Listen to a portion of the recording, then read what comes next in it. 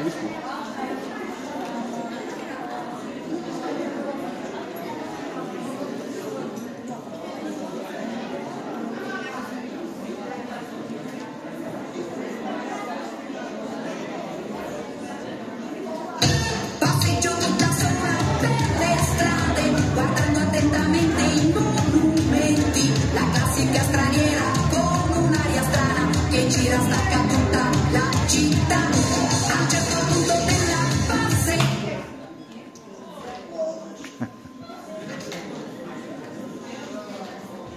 Predstavte si, aké úžasné by bolo, keby sme dokázali takéto niečo.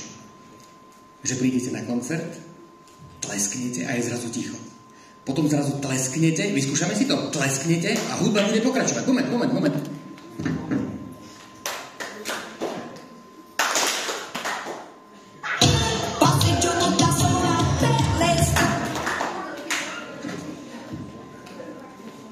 Niekedy je to samozrejme fantastické. Samozrejme, vo väčšine sa to nedá, pretože takéto niečo nedokážeme zabezpečiť. A teraz si predstavte, že by ste tleskli a dokázali by ste byť v budúcnosti. Alebo si predstavte, že by ste tleskli a dokázali by ste byť v minulosti. Chceli by ste to? Dnes to teda vyskúšame. Budeme tlieskať tak pomyselne, nebudeme tlieskať naozajstne, aj keď verím, že vám to pôjde. Myslím si, že je nás tu dosť, takže dnešný potlesk by mal znieť asi takto.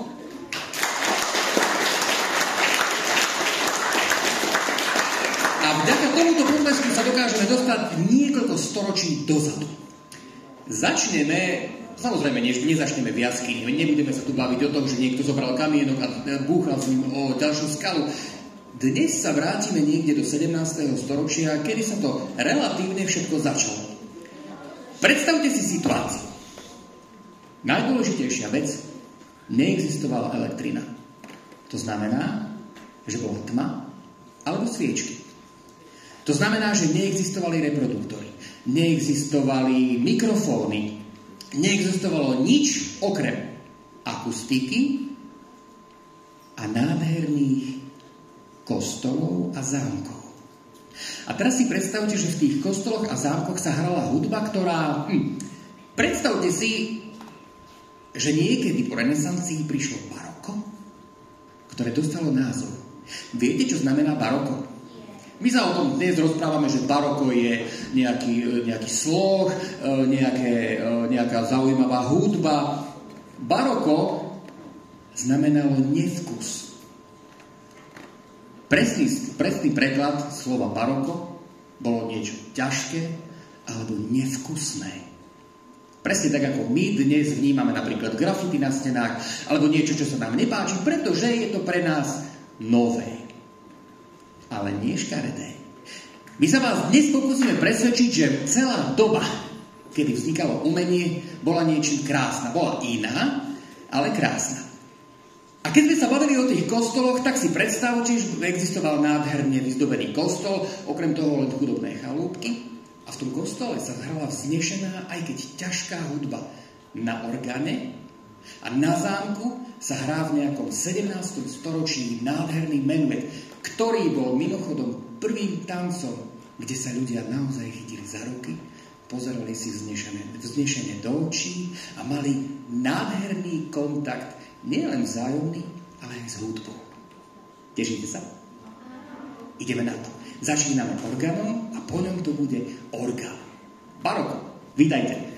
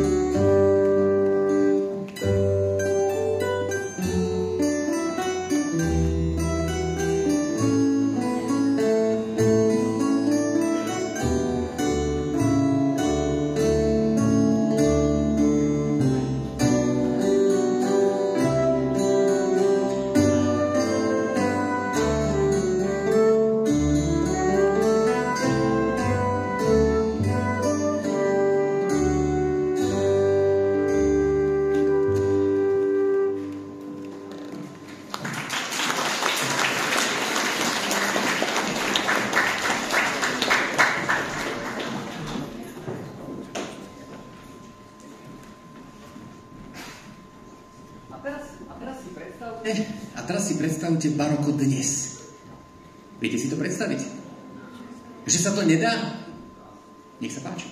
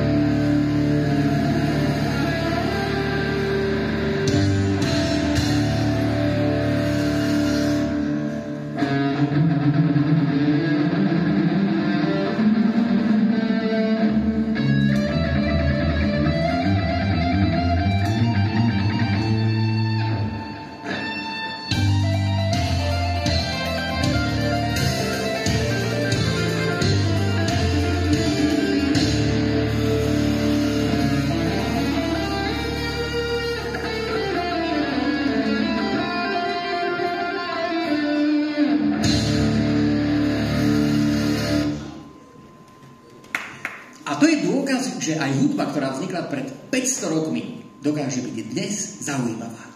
To isté samozrejme platí napríklad vo výtvarnom umení.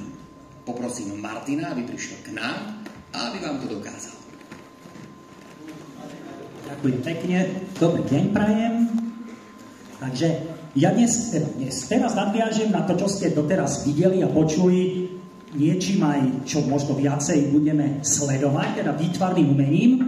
Takže porozprávame si naozaj len pár vied o tom, ako sa vyvíjalo výtvarné umenie, tiež o tej histórie až po modernú súčasnosť. Takže začneme možno nie tým barokom, o ktorom teraz rozprávame. Ja sa vrátim ešte trošku hlbšie do histórie, niekedy do takého 14. 15. storočia, kedy hovoríme o renesancii. A renesanční umelci sa snažili namaľovať, zachytiť svet okolo seba tak, ako ho vidia. To, čo teda vidíme pred sebou, to aj maľujeme a snažíme sa to, čo je pred nami, nakresliť realisticky. To znamená, ja tu mám takú nejakú ukážku, ktorú iste všetci poznáte. Tí, čo ste možno ďalej, tak zistíte hneď, že koho tu asi mám nakresleného. Takže tí, čo to poznáte, tak hádajte, koho asi tu máme. No presne tak, počujem to tam.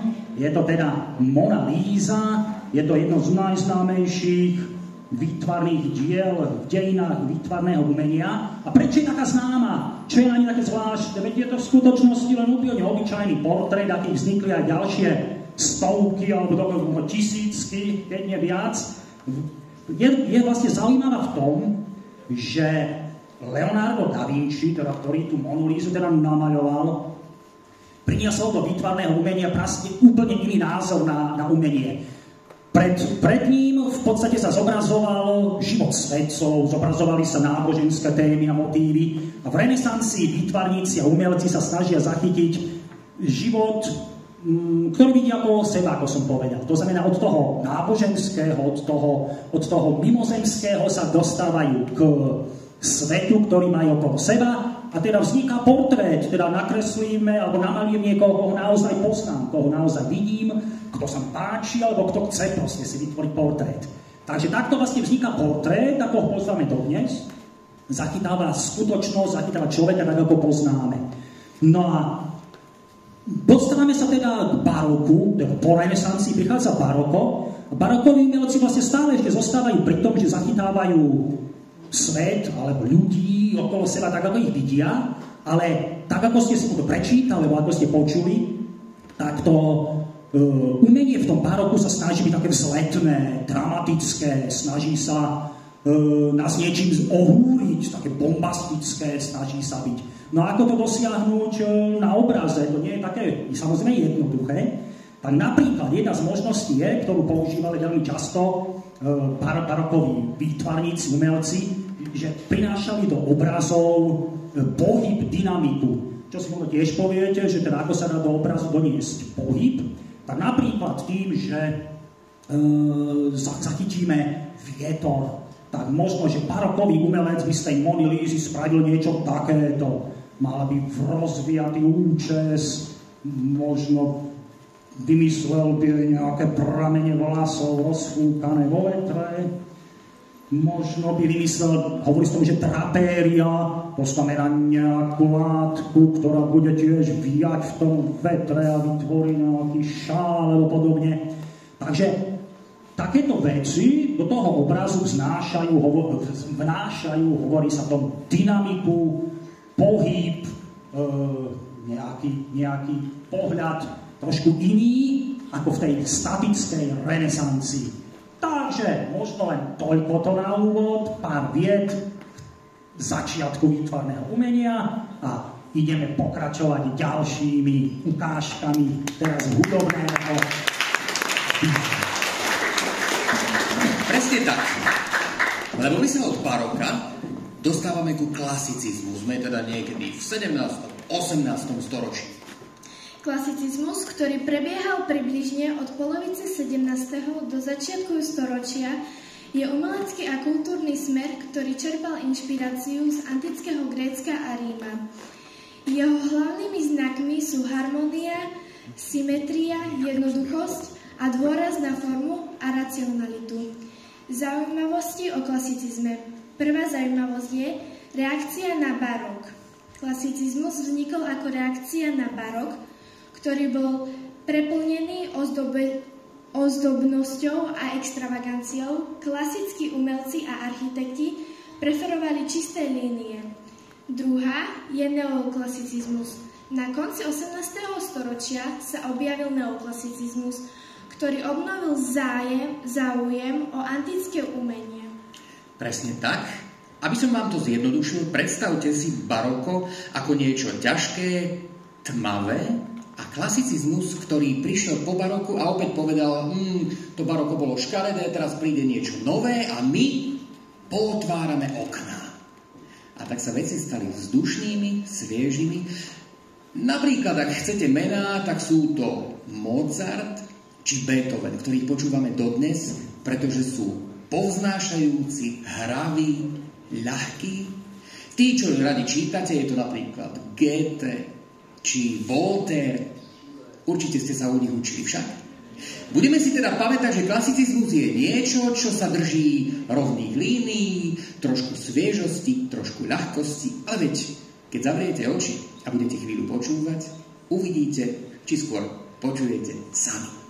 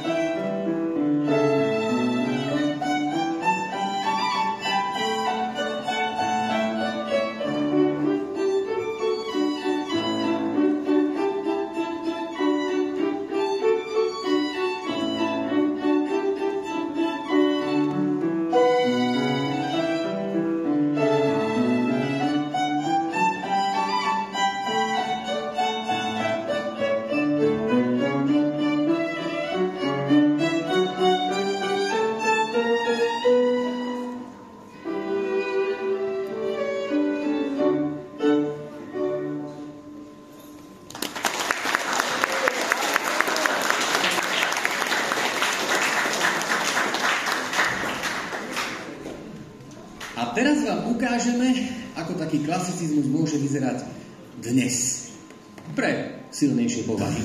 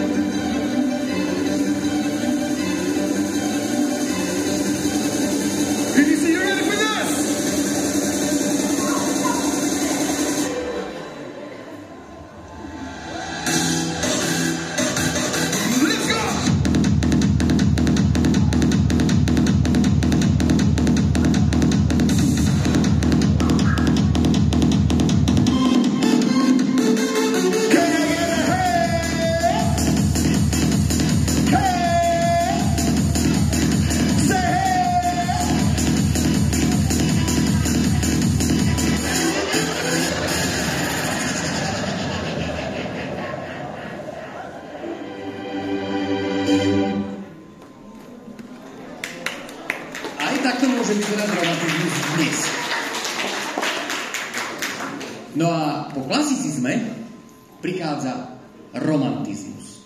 Čo vám to evokuje? Čo vám to evokuje? Romantiku?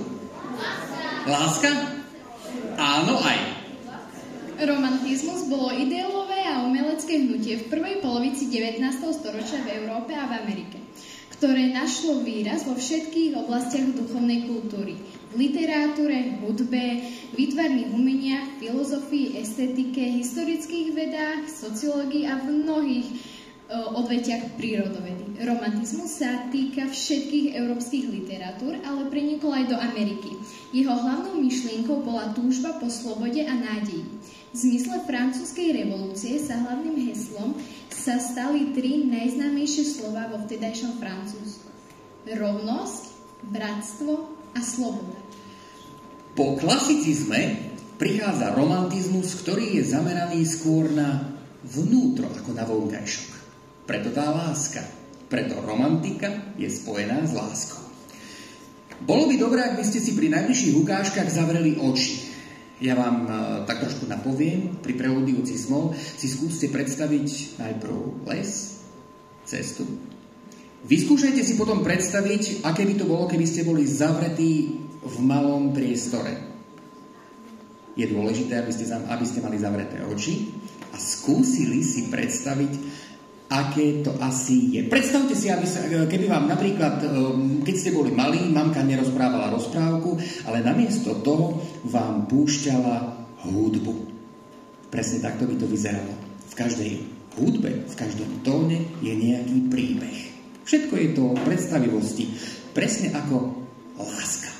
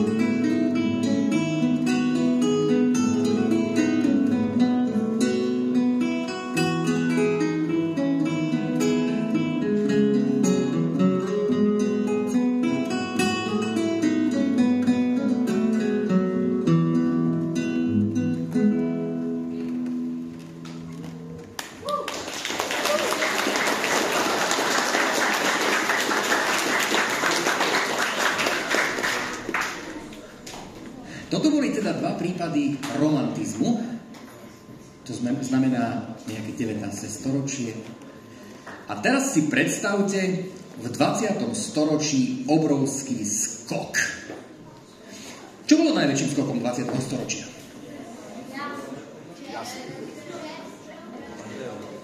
Pomôžem vám. Svetlo. Elektrina. Predstavte si ten obrovský skok, keď ľudia mali možnosť zasvietiť,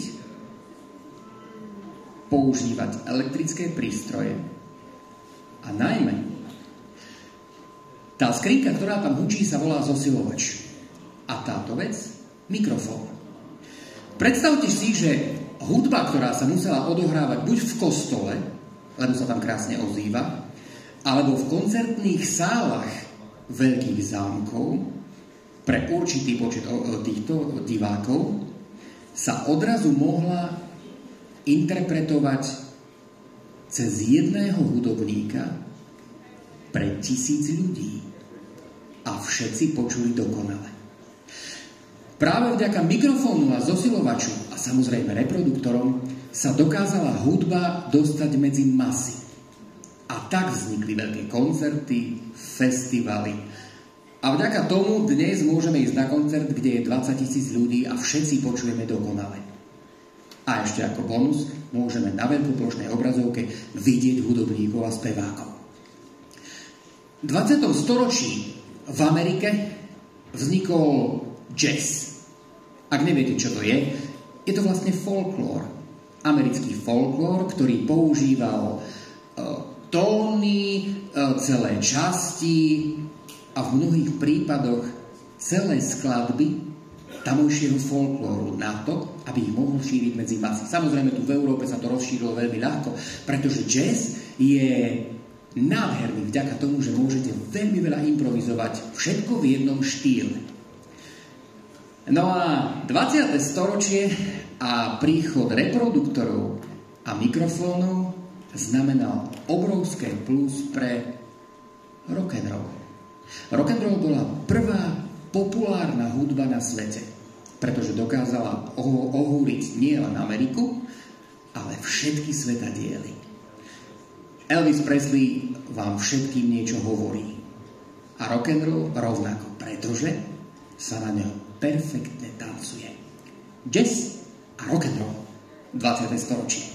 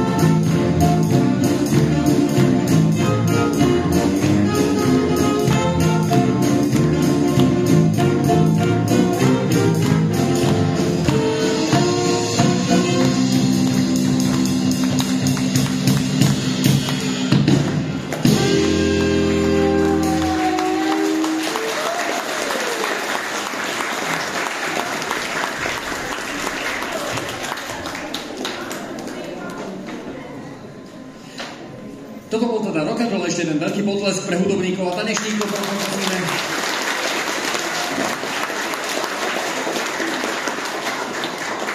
No a my sa o malú chvíľu, ešte predtým tu samozrejme privítame nášho pána výtvarníka, ale o malú chvíľu sa ponoríme do folklóru. Folklór je... čo vám budem hovoriť? Folklór je súbor kultúrnych javov, ktoré sa realizujú formami ústnej, hernej, tanečnej, dramatickej a hudobno-spevnej komunikácie, realizovaný v mnohých variantách. Folklór patrí na Slovensku medzi najväčšiu pýchu krajiny. Každá oblasť, mesto, dedina, obec má svoj vlastný charakter a svoj vlastný folklór. Kroje, hudba, piesne, architektúra, zvyky, tradície, tanec a nárečie. Presne tak. Folklór to nie je len to, že niekto príde zatancovať. Folklór je spev, sú to remeslá, je to všetko to, čo je súčasťou našej minulosti, našich tradícií, jednoducho všetkého toho, na čo máme právo, ale myslím, že aj povinnosť byť hrdý. Ale ešte predtým, ako si vypočujeme folklórne piesne, tanec, možno spev, poprosím Martina, aby nám prišiel ukázať ďalšie aspekty výtvarného umenia v dejinách. Ďakujem pekne Jurajovi, že aby sa nám stihli tanečníci trošku vydýchať, lebo budú samozrejme pri tom folklóre potrebovať dých a teda iné oblečenie, ako mali pred chvíľou, tak ja vám zase poviem pár viet k tomu výtvarnému umeniu. Takže skončili sme niekedy ešte dávno v histórii, teda niekedy v tom baroku, ale dostali sme sa už aj v tej hudbe, ak ste si všimli, do moderného výtvarného umenia. No a tam sa teda mení všetko. V tom modernom výtvarnom umení výtvarníci sa nesnažia zachytovať realitu. Realita sa dá zachytiť veľmi jednoducho. Fotoaparátom, mobilom, videokamerou. Proste realita už nie je zaujímavá pre výtvarníkov. Samozrejme je zaujímavá pre všetkých nás ostatných, ale pre výtvarníkov. Ale čisté zachytenie toho, ako vyzerá svet okolo nás, to nie je už také dôležité, lebo hovorím, dokáže z vás spraviť obyčajným mobilom, spraviť fotografiu. Takže moderní výtvarní umelci sa snažia do toho obrazu vnášať nejaké nové prvky. Napríklad poznáte možno pojem impresionizmus. Impresionisti sa považujú za takých prvých moderných maliarov, prvých modernistov. No a tí sa snažia zachytávať to, čo okolo seba vidia, skôr na základe nejakých pocitov, dojmov, nálad, vnemov, ktoré na nich prichádzajú z vonkajšieho prostredia.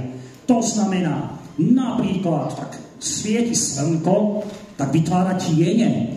Takže snažia sa zachytiť tiene tak, ako ich teda vidia. Takže napríklad tá Mona Lisa, keby robil impresionista, tak by možno spravil niečo takéto. Odkiaľ prichádza svetlo, tak prichádza svetlo zľava, tak tuto niekde budú teda tiene. Takže spravíme pár tých tieňov, kde by asi sa objavili.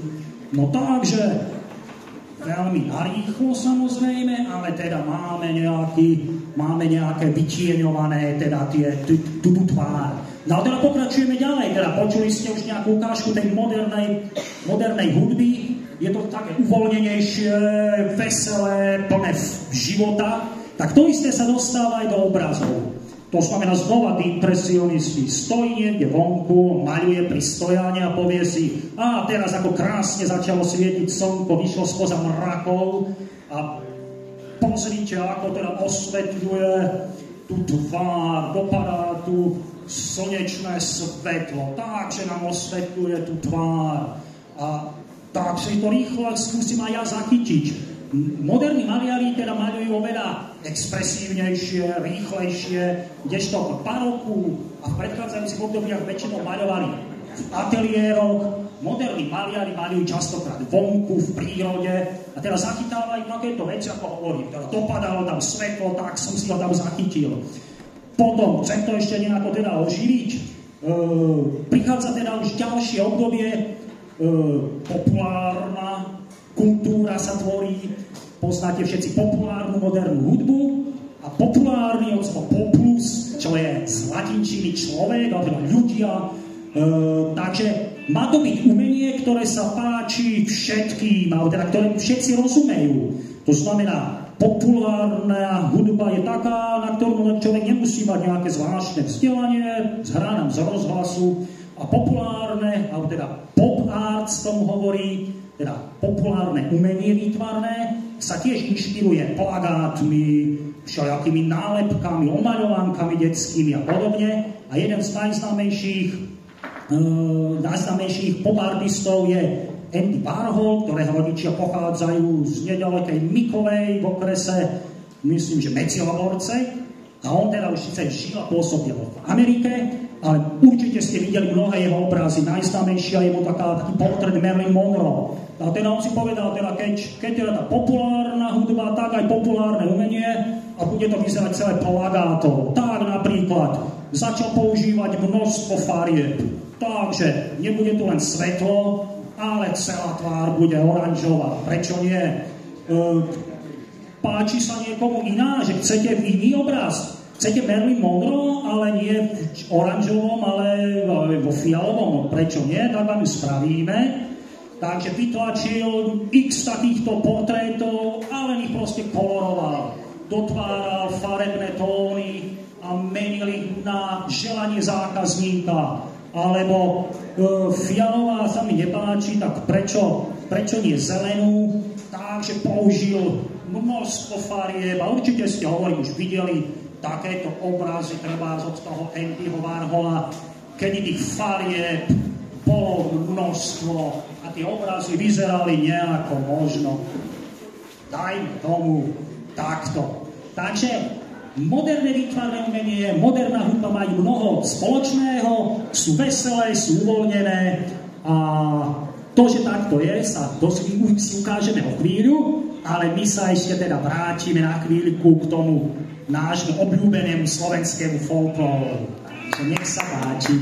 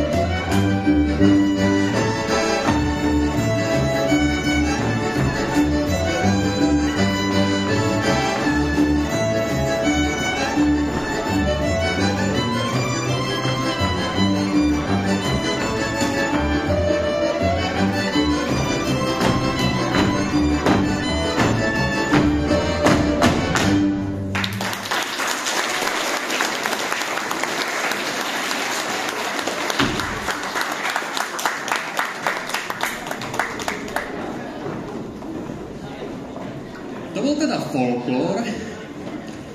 No a keďže sa blížime k záveru dnešného koncertu, je na čase povedať si niečo o dvoch dôležitých veciach, ktoré sa hudby týkajú v súčasnosti. Určite vám hovorí niečo pojem populárna hudba. Viete, aká to je? Je to hudba, ktorá zarába. Veľmi jednoducho vysvetlené, hudba, ktorá je určená pre masy, aby ju počúvali, pretože táto hudba zarába. Popri nej samozrejme existuje ešte hudba alternatívna, ktorá zarába menej, ale stále si vie nájsť svojho poslucháča. V tejto chvíli sa ale zameriame na hudbu, ktorá je veľmi známa vďaka videu.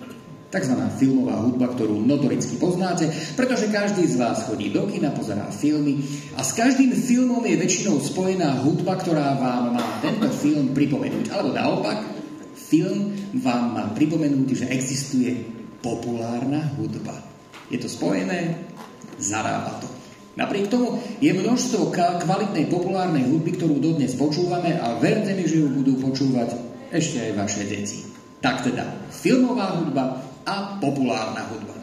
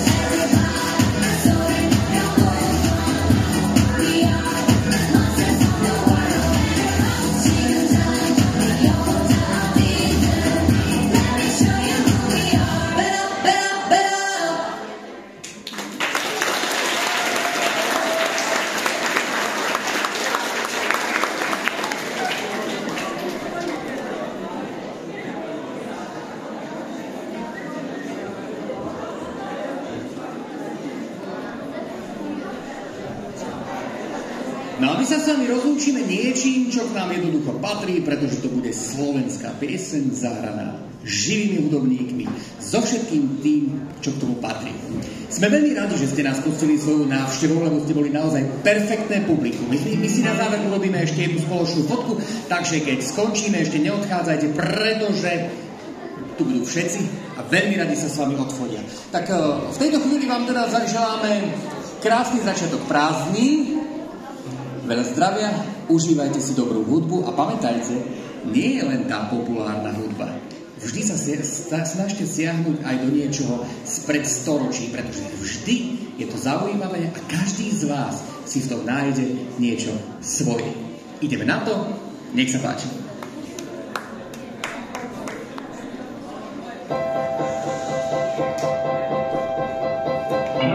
Úsmev nie je žiadna šifra, je to malá víra líc. Úsmev skús hoď aj príhľad oblúčikom do ulic.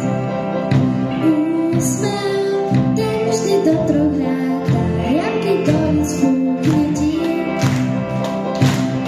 Úsmev žiadkej kamaráta, beha ho sem priletí.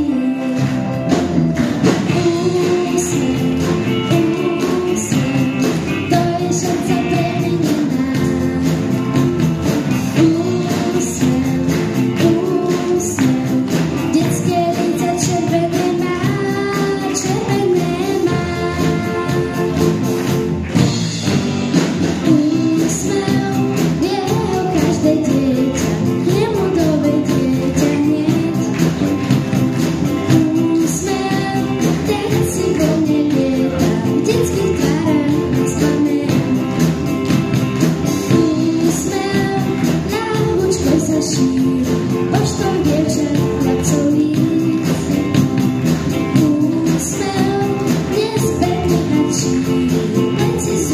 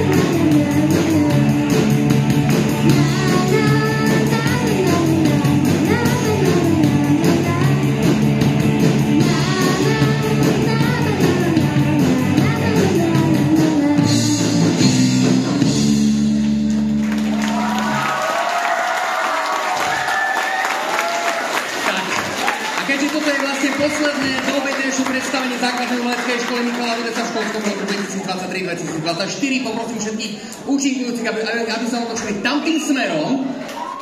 Áno, poďte aj vy dole. Vy sa môžete postaviť. Výborne. Decká, poďte trošku sem dozadu. Takto. Poprosím aj všetkých hudobníkov, aby prišli sem dole. A urobíme si jednu záverečnú fotku tohto školského roka. Pane Bože, ďakujeme, že sme prežili v zdraví. Však, hlavne mentálno. Tak teda, úsmev. 3, 4. Môžete zakývať.